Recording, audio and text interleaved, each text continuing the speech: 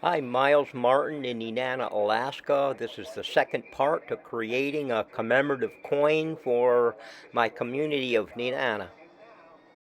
There's no other material but this plaster that will accept the 1500 degrees of the metal, and the mold can't be reused again, so it's a one-time cast using plaster, a mold for every single coin. So a rubber mold can be used to cast the wax, an intermediate stage. So I make many waxes and then put the waxes in the plaster. And the wax then has to be burned out of the hard plaster to make room for the metal and to get rid of every little bit of ash. This takes almost 1500 degrees. This is actually a somewhat complicated process that requires a ramp up temperature, a melt at 500 degrees, a hold at 15, a slow drop to 700, all on a computerized kiln. So now there is no wax, it's hollow. We're going to spin the metal in under a centrifugal pressure. An advantage of being local is using local metals to create a local coin.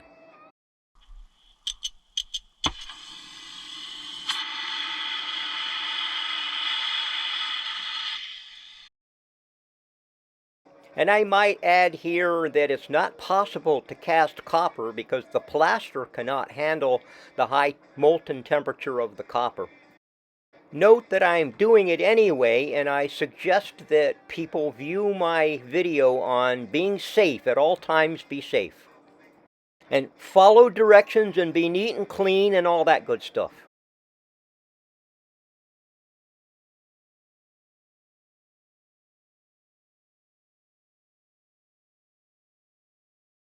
Some of the molten copper spilled out and overfilled and showed up on the bottom. Not a problem, not a problem. We just throw that away or remelt. And please, be sure to pay attention to all this expensive equipment. The plaster is put in the water cold because that is what helps blast the plaster off of the metal. Otherwise, it would be harder to remove. Remember the high temperatures, and the metal and the plaster almost meld together and become one and chemically combine on the surface. Difficult to remove. So this shot here is a little bit important to show how the wax is turned into metal, and it's called a tree, and that's important to understand that we're making a tree. And here I'm seeing the coin for the first time, but not in much detail. It's very rough. It's going to take a little bit of work yet before I can see the fine detail and know how it came out.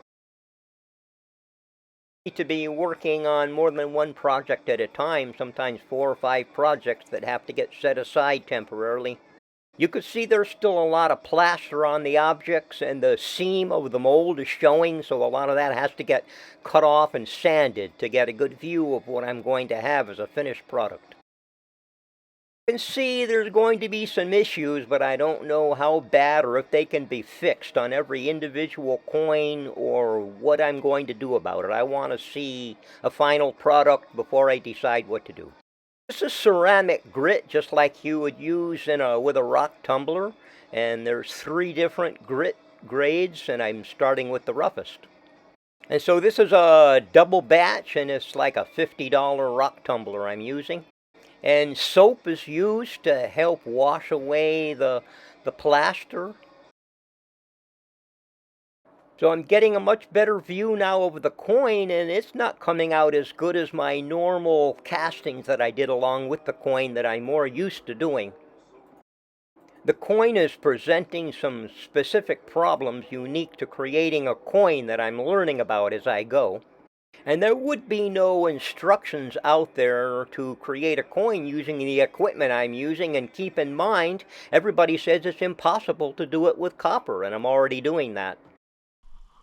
Every kind of casting, you have to cut the sprue off and sand it, and there's a mold seam that has to be sanded off. And this usually doesn't take very long, but it is handwork that has to be done with each piece.